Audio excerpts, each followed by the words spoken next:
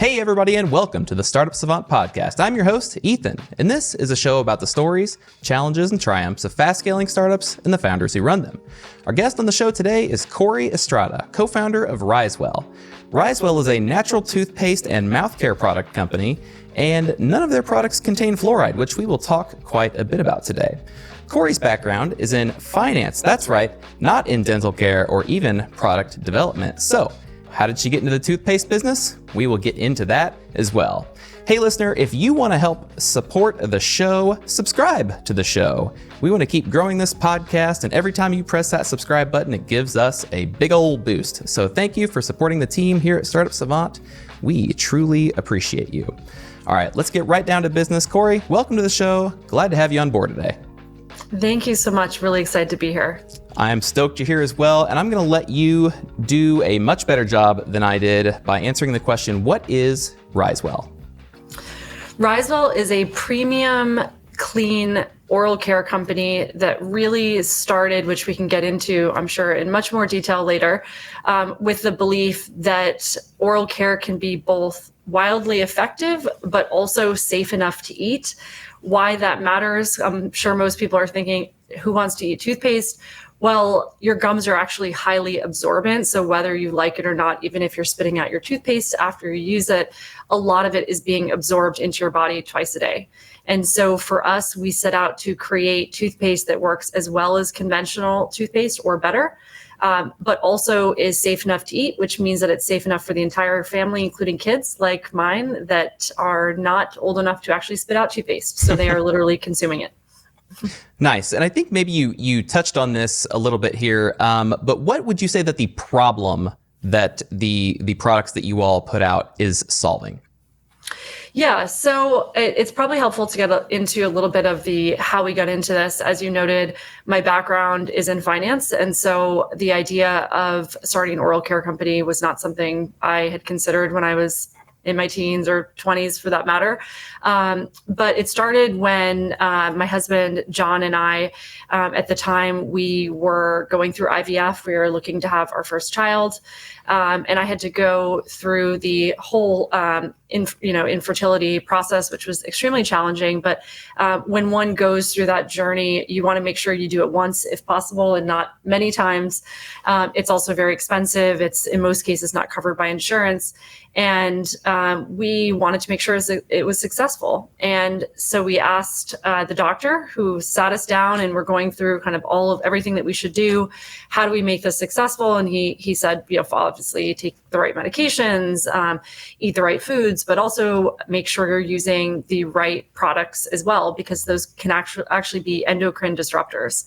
And that was something that I hadn't realized, that things that go on my body or I'm using around my body could actually be impactful to the process, which of course we both went down the rabbit hole of turning our entire apartment upside down and realizing a lot of the everyday products that we were using had harmful ingredients in them. We were able to replace a lot of the everyday products we used with better alternatives, but the one area we really struggled with is within oral care. And why is that? At the time, this was probably 6 years ago, and essentially there were a few natural toothpaste on the market, but they essentially took out fluoride and didn't replace it with anything. Mm-hmm. So the challenge and really the problem that we set out to solve was, how do we create a product that works just as well as conventional toothpaste? And the reason why that was also very top of mind is my brother, whom I'm very close with. He happens to be an amazing dentist. He's actually a practicing dentist in Boca Raton. At the time, he was a dentist in the Navy, doing some very extreme cases. So he's had lots of different experiences. His point to us when we were looking to make the swap is, natural toothpaste literally doesn't do anything. You might as well brush with water, was what he told us. Because with no effective ingredients in it, really all a natural toothpaste is doing, if it doesn't have any effective ingredients in it, is helping to remove the tartar, which you can do with water. So that was really how we got started on this journey. Was the problem was, how do we create something that works as well as conventional toothpaste, products that a dentist like my brother could get behind and recommend to his patients, but also meet the threshold that both of us had, which was products that that were safe enough to eat, because since gums are absorbent, they should be safe enough to eat because we are literally absorbing them twice a day. And so that's really how we got started. That's a very specific path to take. I mean, obviously, like you mentioned, you were replacing products. Basically, you were scratching your own itch. And I think that lots of really great businesses are started with that. And now you mentioned that there is that your product is essentially a natural product or a natural toothpaste, and that there are other natural toothpastes, but then there are the traditional toothpastes. And when I think of the kind of natural toothpaste versus conventional, I think fluoride. So the conventional has fluoride and the natural does not. And based on what you've said, that these natural toothpastes are removing fluoride and not replacing it with anything. And so what's the kind of difference between your toothpaste and the other natural toothpastes out there? Great question. So also, I guess just to add on to that, and that's completely accurate, we, in sort of going really deep on trying to solve this problem many years ago, also realized it's actually not just about fluoride or not. That's obviously the most sort of well-known and controversial of topics, which I'm excited to get into, but also there are actually a host of other ingredients that exist in toothpaste, and shockingly, most people, and I think certainly in the last 6 years, since we first started looking at this issue, people are much more aware of the everyday products that they're using. I mean, beyond food, with also personal care, deodorant is really a big one, sunscreen and others. With most toothpaste, it's actually, you find the ingredients on a box. So by the time you've thrown out your box, you're left with a tube. And in most cases, it doesn't have the ingredients listed. So you're using this product twice a day. Most people have no idea what's in their toothpaste. They probably know if there's fluoride or not. I think that's usually one that's well known. But then in terms of other ingredients that we thought about and really cared about in sort of the creation of our products were things like SLS, which is a foaming agent. I think most people have that experience, and there's a lot of foaming, that rabid dog look that comes with SLS, which actually SLS can lead to other things like dermatitis and sort of other kind of sloughing of the mouth and other health issues, because it's not actually, it's a harsh detergent. I mean, you find SLS in literally laundry detergent. It's not intended to be in your mouth. So that was something we wanted to avoid. Other ingredients like triclosan, which you've probably never heard of, but the FDA actually many years ago banned it in hand soap because they found it was causing cancer in lab rats. Whoa. But for some reason, we still have it in toothpaste, which is crazy. It does help with gingivitis, but it also has other side effects that one would want to avoid it strongly, especially given some of the FDA not including it in hand soap. So, I mean, I could go on with sort of all the things that are in toothpaste, but I think the biggest one is really, what are those key effective ingredients that really differentiate our products versus, say, conventional toothpaste and other natural products. And to kind of get right to the big one on fluoride, fluoride has been around for a long time. Essentially, it was put in toothpaste in the 50s. It is a fertilizer byproduct and a nice place for it to go, since you can't let it leach into the ground because it would have harmful effects, is sell it to toothpaste companies and put it in toothpaste. It does actually harden the teeth. So your existing enamel that you had, it will help with cavity prevention. It's not 100%. Even all the data that's out there, it's largely like 20 to 30% effective. So, diet, genetics, there's other considerations that go into whether or not one gets cavities, but it is effective, but it does have side effects. And especially for people like myself at the time who's going through IVF, or if you're pregnant or with kids, there's a poison label on toothpaste. They do not want you eating toothpaste because fluoride, and not in the largest of doses. If I had a pile of fluoride on my hand, for instance, that would be enough to potentially kill someone. So one does not want to be eating large amounts of fluoride. There's a very, very tiny percentage of fluoride that's in toothpaste, but still it is a known endocrine disruptor. If one looks at the data of fluoride, essentially it's been shown to populations that use fluoride versus populations that don't have actually lower IQs with populations that use fluoride. So I'm not anti-fluoride, and I don't think our company is either. For really extreme cases, I think it makes sense for people to topically use fluoride. The really exciting part of our company's development started when we found an alternative that was completely safe. And it's not just an alternative that works 50% as well as fluoride. It's one that's actually been shown to work just as well or better than fluoride. And this is sort of our key ingredient is called hydroxyapatite, which unfortunately doesn't sound supernatural, but it's actually 98% of our enamel is made out of hydroxyapatite, 70% of our bones. So it's something that's really abundant in our bodies. The cool story with hydroxyapatite is that it was invented it's been around for a while, but invented chemically, that is, in the 70s when astronauts were coming back from space and their enamel was actually weakening.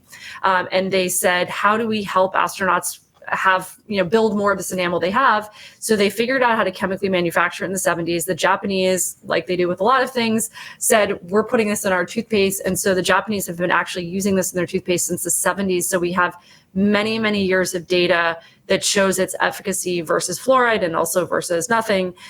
So we know that it works just as well or better than fluoride. And the cool quick science, and then I'll stop because I know this is a long-winded answer, is that it's essentially a crystal. So your enamel is made up of a bunch of crystals that are stacked together. And it's by using hydroxyapatite in our toothpaste, it's just adding more of the crystals to what exists on your enamel and attaches to them. So unlike fluoride that just hardens what you have, this actually adds more of what you have. Which is also why it's great for sensitivity. So anyone that has struggled with teeth sensitivity before sort of the bringing sort of hydroxyapatite here to the US, they would use something like Sensodyne, which essentially uses an ingredient that numbs your teeth. So it says, oh, you have sensitivity, let's just numb it and hope that you don't feel it.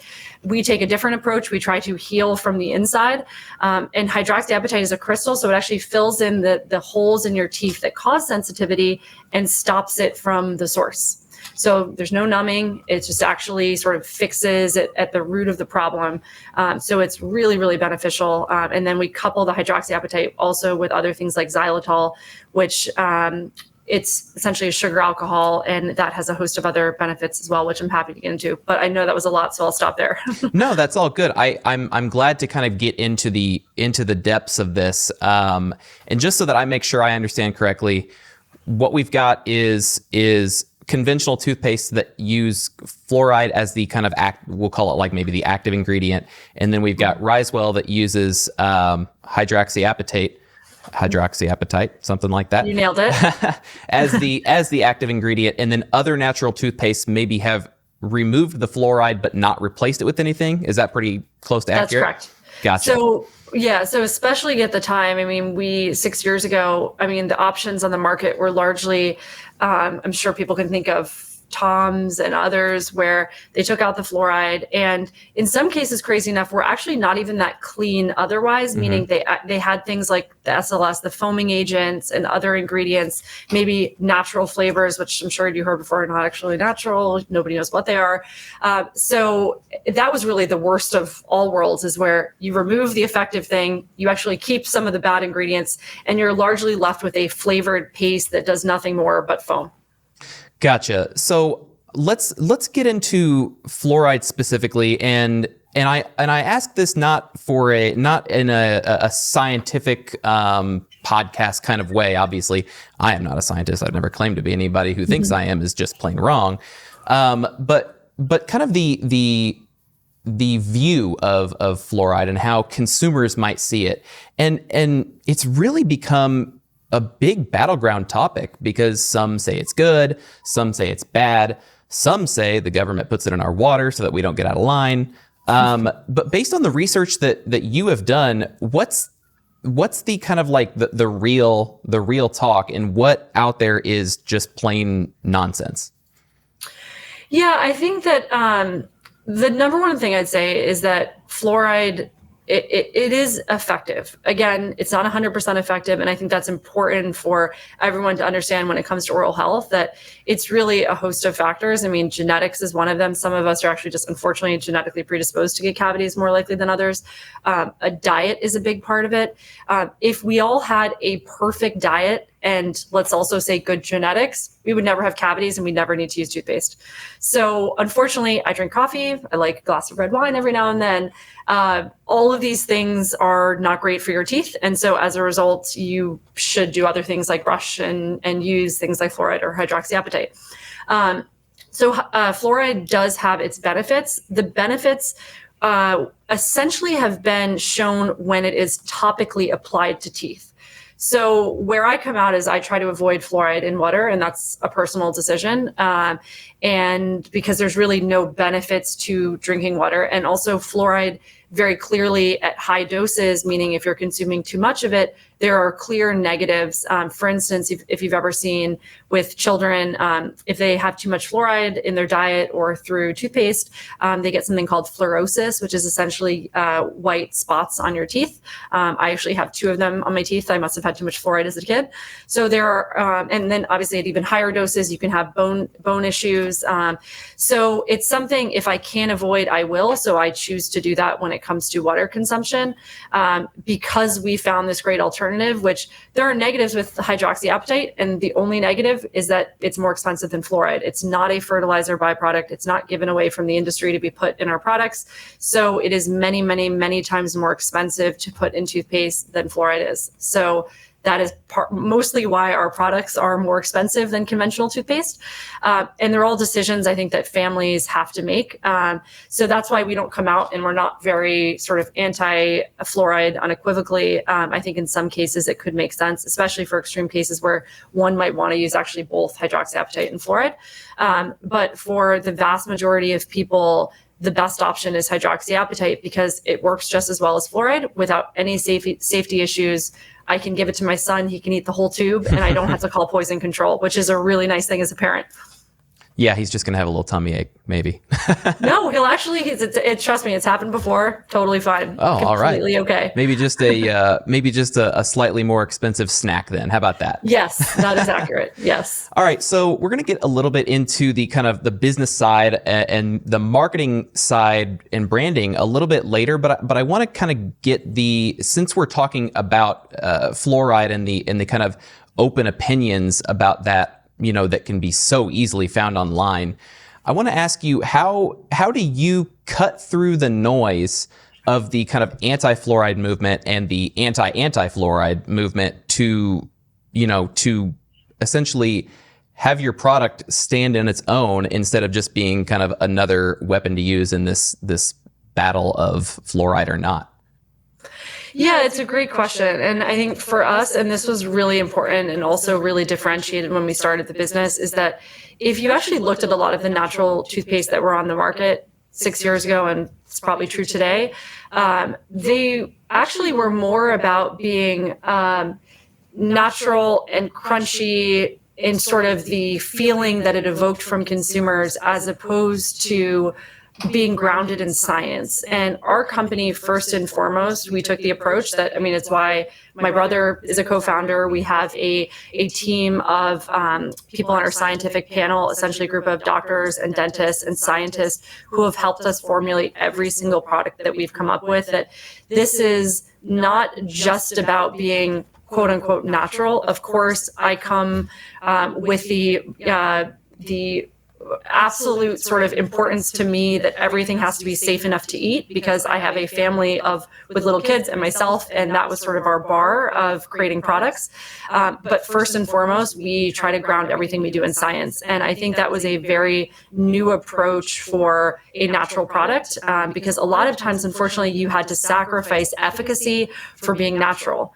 And we said, we will not create a product or a company unless we can create something that is just as effective as conventional products, but also safe enough to eat. So both of those things were just as important for us.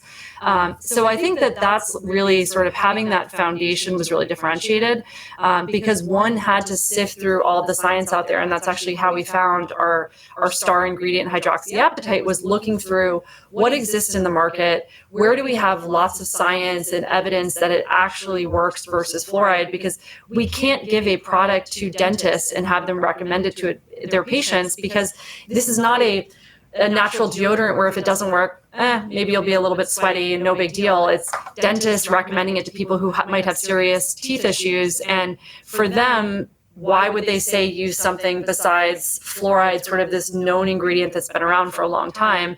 We had to actually present them, and we do this with the dentists we work with. We've got a stack of scientific studies that have been done over the last 50 years showing to them that, look, here's all of the evidence from years of populations that used fluoride and those that didn't, and ones that used hydroxyapatite and those that didn't. And here's where, millions of people have sort of shaken out. And so that was really like an important differentiator for our company when we founded.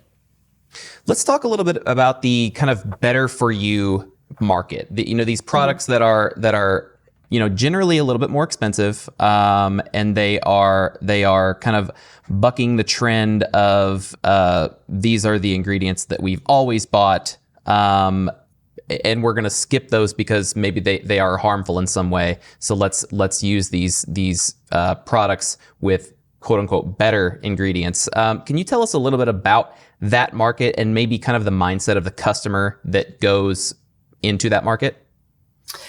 Yeah, so it's also a great question, because I think it's something that it's been really fascinating to see over the years since we started the company, how much that has changed in a positive direction. I think that for hopefully a long time, but the last decade or so, I think it first started with a focus on food, and then you saw a shift with, I think deodorant is really kind of one of the big first examples on the personal care side, where people said, wait, what's in my product? And for the first time, actually looking at that box before they throw it out and reading the ingredients and Googling them. And there's great apps that I used. I remember 6 years ago, I think it was called Think Dirty, where I remember scanning all of my products and they had scores for whether or not it was good or bad.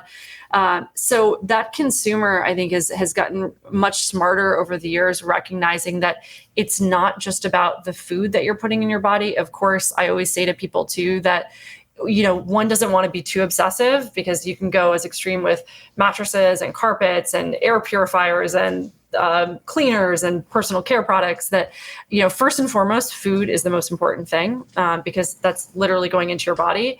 And then number two is oral care, because it's also going into your body, not in the same ways that food is, but because it's being absorbed like sublingual medication, where it goes under your tongue, it quickly gets into your system.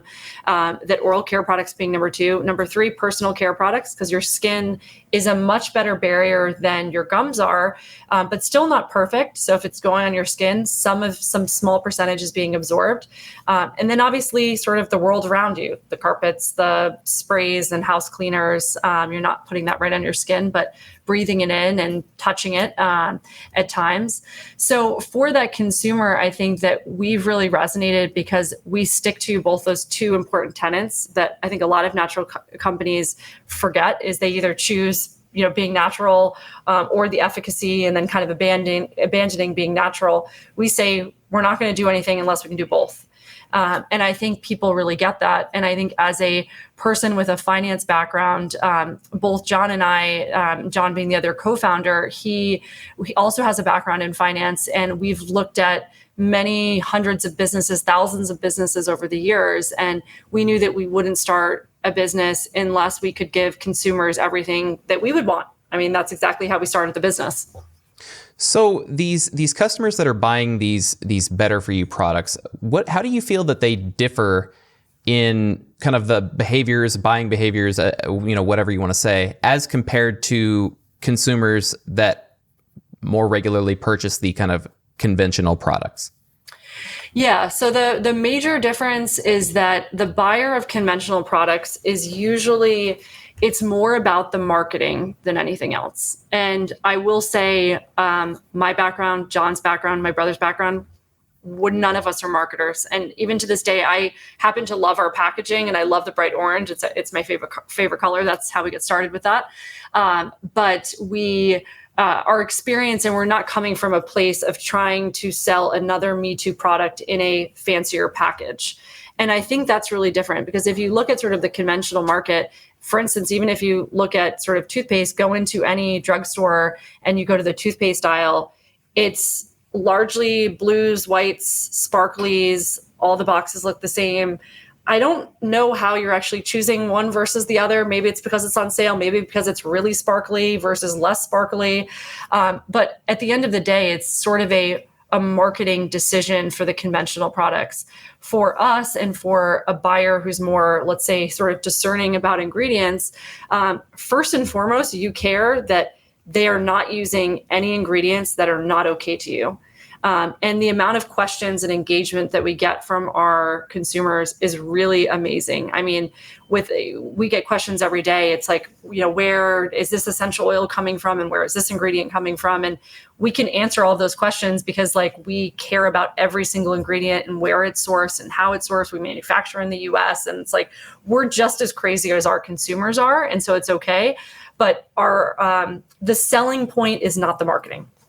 The selling point is not the marketing. So then is the selling point that kind of building the relationship with that customer that says, we know what you care about and we are going to, position this front and center, that we are giving you what you care about because we care about those things as well. Is that the kind of the marketing, quote unquote, that goes into this, or is it something different? You're right. I mean, that is its own marketing, and it's absolutely what I think you're alluding to, which is trust, right? It's trust that families or individuals can buy our products and know that we're using the highest quality ingredients and also not sacrificing efficacy. So, and I think that you mentioned something earlier about an app that you use to, to scan the products that kind of gave you the information and the insight to allow you to make those better for you, that right for you buying decision.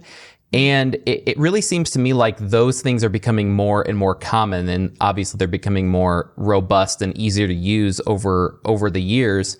And I think that has kind of, I'm not going to say correlation equals causation one way or the other on this, but it really feels like that has gone with a trend to that more people are kind of looking into the ingredients of things, and of just like what you said, foods and personal care products. And this is a trend that feels like it's grown over the past several years and become a little bit more mainstream. Do you see that trend? Are you seeing the same thing I'm seeing, or do you think that there's always been a subset of people out there that are buying these better for you products? Oh, it's absolutely growing. I mean, I say that sort of unequivocally from also an investor's perspective as well. I mean, we see that in the trends happening with the companies that we look at. I mean, there's a whole, I could sort of talk about this for a long time, but I think that the health and wellness trend is here to stay. And I think that there's a recognition that health and wellness, it's not just about eating the right foods or being on the right diet, but it's well-being mentally. It's making sure you're using the right personal care products, the right household products, that, it involves so much more than just being on the right diet or just doing exercise. And I think people recognize that. And that there are a lot of these apps, like I mentioned, the Think Dirty app was really helpful for me, but also there's another one called EWG, which essentially just dissects all the ingredients in any product and it ranks each of the ingredients. And so if the sort of I guess take an average of sort of the score of each of the ingredients and kind of rank it based on like how much bad stuff is in it versus good stuff. And so that's also been a really helpful tool as well. But it's become a lot easier for people to do that. But frankly, like the more you do this, and I've been in this now a while, kind of being obsessive about ingredients, you just recognize, I could look at any product and I usually just for fun go down toothpaste aisles. And if I'm in this country or a different country to see like what people are using, and I'm shocked that you still find some of these bad ingredients. But honestly, I have friends that are really deep into the health and wellness world, and they just haven't gotten to their toothpaste yet. And so I think for some people, this will be sort of an education process. And you can probably hear it with like the passion in my voice in talking about this topic, that I think oral care was really left on the sidelines for a long time as something that there were these two big brands, which I won't mention, that have existed for a really long time. And I don't think that people really thought about, because they threw out the box and were just using their tube, what's in their toothpaste and why does that matter? But it takes a bit of education for people to realize your gums are absorbent. There's some really harmful stuff that's in your toothpaste. Oh, and wait, there's actually really safe alternatives that work just as well as fluoride that we can be using. So if these trends are continuing and they're going to continue growing, when do you think that the large brands are going to kind of jump onto this train of, hey, maybe we can come out with a sub brand of, I'm not going to use any of the toothpaste brand names, but let's call it Toothpaste A Super Duper Pro. You know, when are they going to come out with the Super Duper Pro version of their existing product that is this healthier for you, better ingredients, type of position? Or do they just not have the incentive to do that? Sadly, there's not a great incentive. And I can also say this as sort of an investor, that you're incentivized on Wall Street as a public company to maximize profits for shareholders. And that's a completely rational incentive for companies. Unfortunately, for some companies, not all, of course, that comes with sacrificing the type of ingredients that you're using. I mean, it would have been a lot easier and cheaper for us to use fluoride in our products, but of course that would stand in stark contrast to what we stand for in our mission. But it would save a lot of money to do that. And so I always get the question, why don't other companies use hydroxyapatite? Like, why haven't we been using this for so long? It's been around since the 70s. It comes down to price. And it's not to say that there shouldn't be cheaper toothpaste alternatives out there for consumers. I absolutely believe that, which is why I'm not anti-fluoride by any means. But also, if more people started using it, maybe the cost of it would come down, and I'm sure that there's scale advantages as well.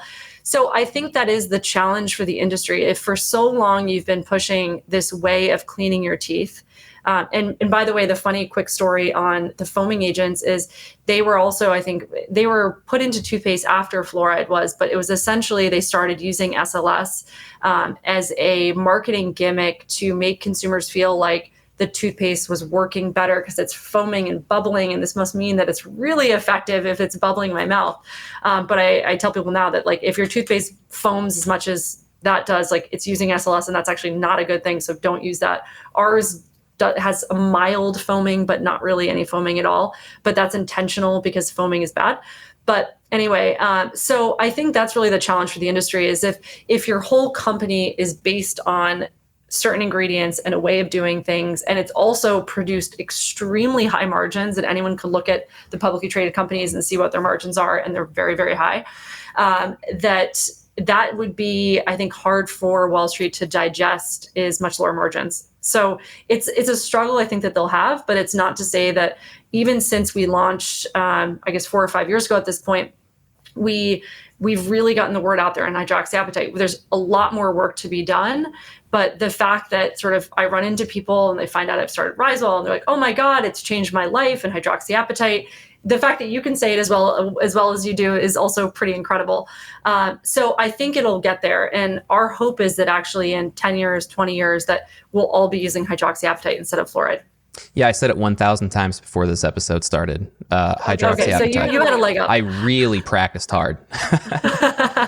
All right, so you mentioned something about a specific marketing channel that you all have, and you didn't call it a marketing channel. That's a word I'm putting on it, but that's dentist recommendations. And this feels like something that, toothpaste has that maybe some other products don't. And obviously you've got all sorts of other products out there that say, like, quote unquote doctor recommended or whatever, but not all products have the ability to to, say that it's, X recommended or whatever. What do you feel about this this marketing channel? And I think you mentioned it a little bit earlier, but how are you getting more dentists to recommend your product?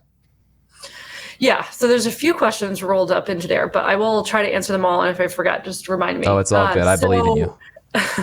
So for us, the dental channel, or marketing channel, as you call it, is extremely important. And part of that really started with my brother, Dr. Derek, who we really wanted to make sure we created a product that he could literally recommend to his patients. And he said to us in the beginning, look, fluoride's been around for a while, it works, and the bar was really high. And so when we finally showed him all of the science and studies that have been done on hydroxyapatite, he was sold. And he was convinced that this does in fact work as well or better than fluoride. And so I can recommend this safely to my patients and also to pregnant women and children. And so he was really excited about that.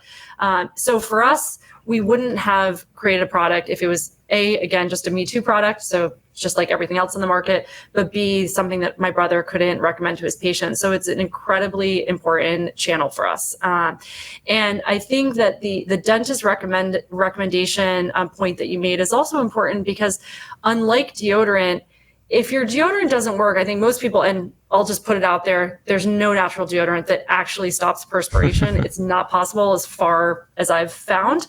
But in this case, we were able to have something that's both natural and wildly effective. But for us, we couldn't give something to dentists without all of these sort of years of research to bring to them. But unfortunately, the downside of this is that you're teaching dentists sort of a whole new way of doing things. And sadly, as my brother has kind of told us a number of times, in dental school, you spend about 2 minutes on oral care products. Wow. So he's been in school for 8 years. He's a prosthodontist, so he had to do extra school. But they spend very little time talking about products that consumers should be using. So with that, most dentists just assume, well, I only know one thing, and that's fluoride. So in order to introduce them to a new thing, they're aware of hydroxyapatite because they know your enamel's made of that, but they're not aware that it's in products now. And so that's been a huge education process for us, is to actually work closely with the dentist and have to walk them through all of the science and what our products are and how they're different and why it matters to use cleaner ingredients. And that's really an education process that only falls on us, unfortunately. But that's just been kind of part of what we do. And we're so passionate about, hopefully, to your point earlier, really changing the paradigm of what exists and making it so that in 50 years, everyone's just using hydroxyapatite. So you mentioned your brother. You mentioned him a couple times, that he is a dentist, and it really feels like that's something that that you have the advantage of, that you can lean on, saying, "Hey, my brother's a dentist, and he helped develop this product, and all is good." And I think that that's really valuable. And I think that talking about these kind of quote unquote credentials is something that a lot of entrepreneurs think about, and it's a place where some of them get stuck, because there's a lot of times when somebody has an idea for a product, or they want to start a business in X thing, but they don't have the traditional credentials to prove that they are an expert in that thing. So first off, do you feel like have you ever been asked about your credentials, whether or not they are quote unquote sufficient, based on the line of business that you're in? And if you have been asked that, how do you respond to that? Yeah, so I've definitely been asked that before. It's funny, sometimes when I sort of get going on the company and how we're different, a lot of times the first thing people will say is, are you a dentist? Is that how you got into this? And I probably should have immediately clarified that at the beginning of this podcast, that I am not a dentist at all. I was a philosophy economics major from Columbia, and I went into finance right after I graduated. So it's probably about as far from dentistry as possible. Maybe there's something further, but so yes, I am definitely not. John, who he was an engineer sort of by background, and then also happened to go into finance. His parents were both doctors, but he's always sort of had a passion for science. My brother Derek, he's really sort of the brain trust and kind of real dentists sort of in the operation here. But we also lean on, like I said, we have a team of dentists and doctors that we lean on heavily as well. So that's absolutely true. What I would say, though, is that having sort of a different angle here, I think, was extremely beneficial. For, I guess, 15 years prior to starting this, had background in finance, largely on the investment side. I've done everything from public investing to private investing globally across all sectors. So I've actually looked at some of the public toothpaste companies that exist out there, and I know those businesses really well. So while I'm not a dentist per se, I actually think that coming to the table with a very different perspective and understanding good businesses versus bad businesses is something that really has been an advantage for us. But also the truth is that I think a lot of people, if you get passionate about solving a problem, which was certainly the case for us. We recognized there was not a product that we could buy that met the threshold of what we wanted 6 years ago, that we became passionate about solving that problem. And, dentists are focused on fixing teeth for the most part. And they don't have the time, and my brother's overworked as it is, to think about how do I recreate products that have been used for 70 something years. But that was something that we felt as outsiders that we could do. So having, I think, that outsider perspective can be really valuable. I think that's a really interesting concept. It's that, these businesses really kind of exist in, there's kind of a product side, which is obviously in this case, like the oral care products, the toothpaste, the, whatever else. And then there's the business side, and all businesses kind of have that split. Some are obviously a little bit more intertwined than others. But do you feel like let me ask your kind of your analyst research mind this question as opposed to your founder mind. Do you feel like there's a benefit or a benefit for a business person to kind of quote unquote hire the product side, or do you think that there's an advantage to a product person kind of hiring out, quote unquote, again, the business side? Yeah, it's a tough question to answer, because I think I could argue either side, actually. And I think that the truth is that it takes a lot of different perspectives to start a successful business. It's not just sort of the experience that I've had that sort of led to this. I mean, I was really lucky with two other co-founders that we each brought something very different to the table. We sort of, as I noted before, our weakness is probably that we're not sort of marketers by nature, but that's something that you can find people who are, and they can help you in that process. And so I think the truth is if you have a problem that you want to solve, or a company that you want to start, if you drop the ego and are able to say, I don't know something and I need help in this certain area, you can find that person.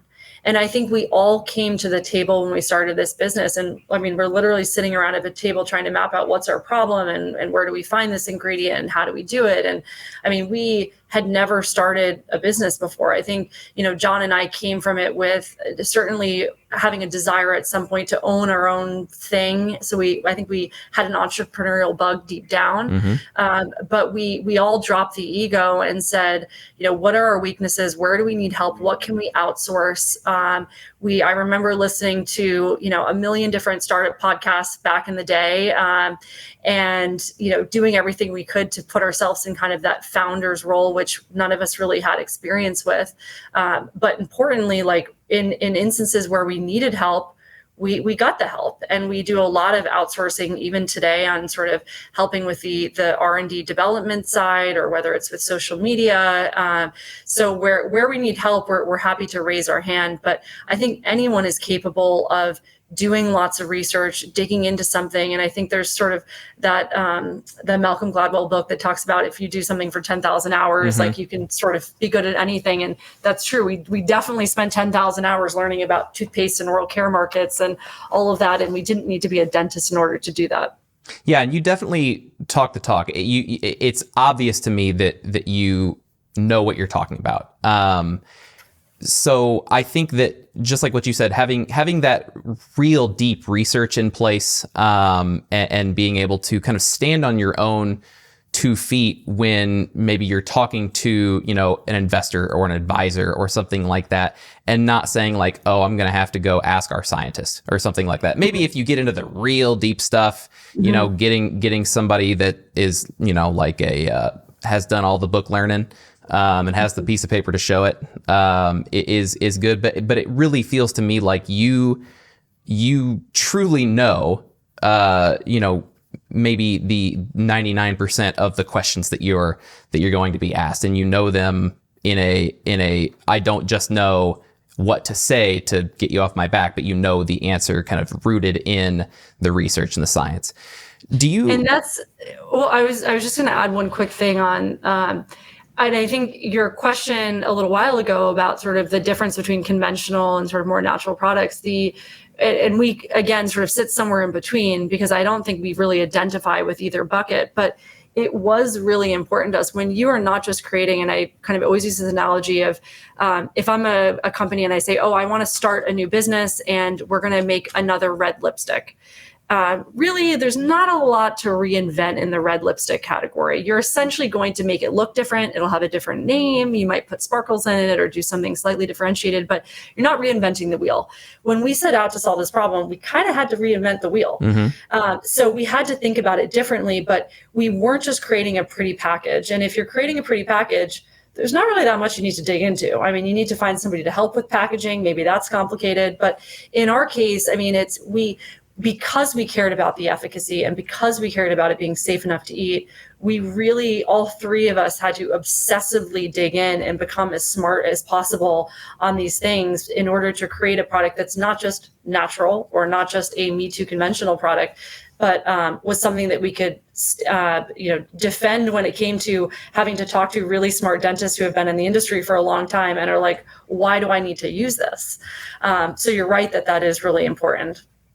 Yeah, and for the founders out there listening, or the folks who want to start a business where they don't have the quote unquote traditional expertise, I think you said something along the lines of dentists get 2 minutes of oral hygiene products in their schooling, and so you go without you personally not having that background, you go read one book or whatever, and in theory you have more knowledge than the credentialed professional does in that nature.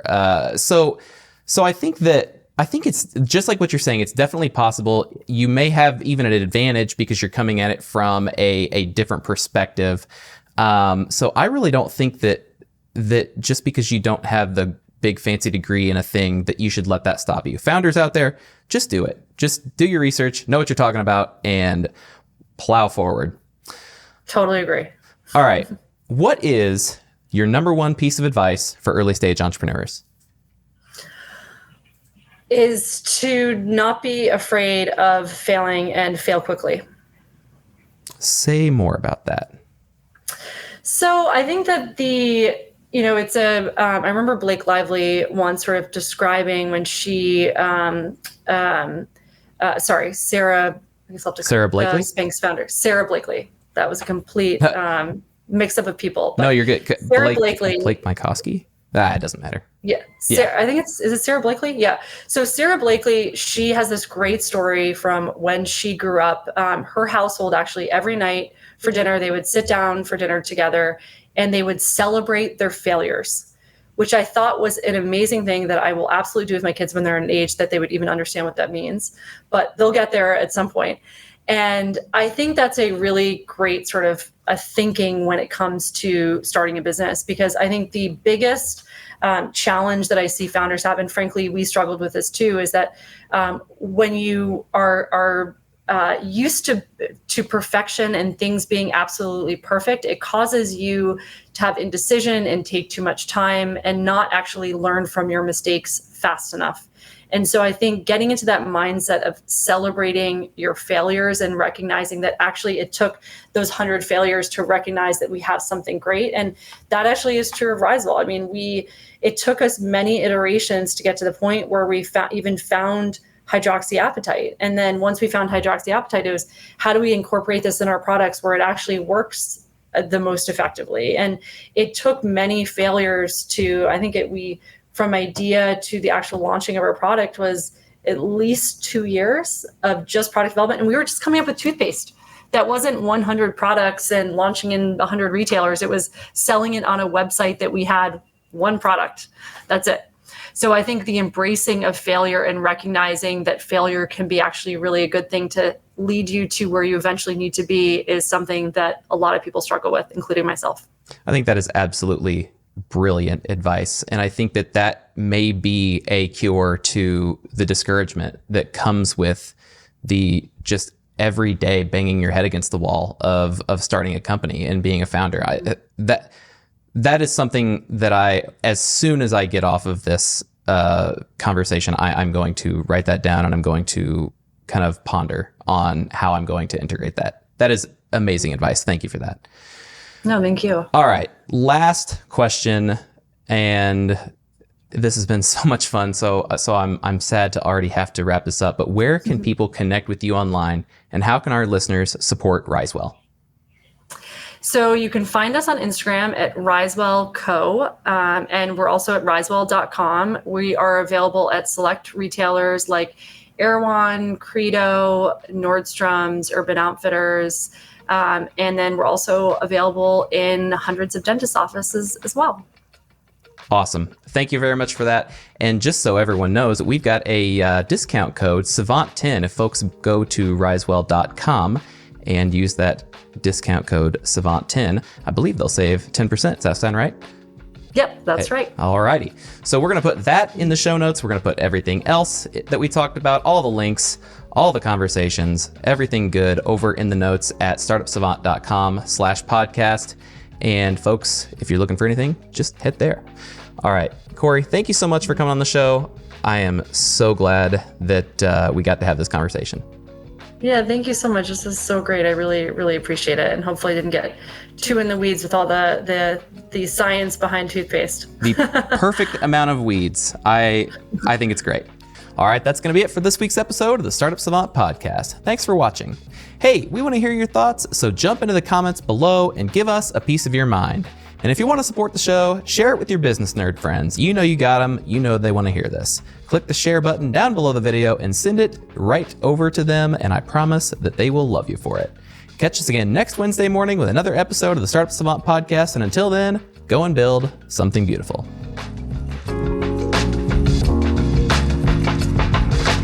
The Startup Savant podcast is produced by Truick.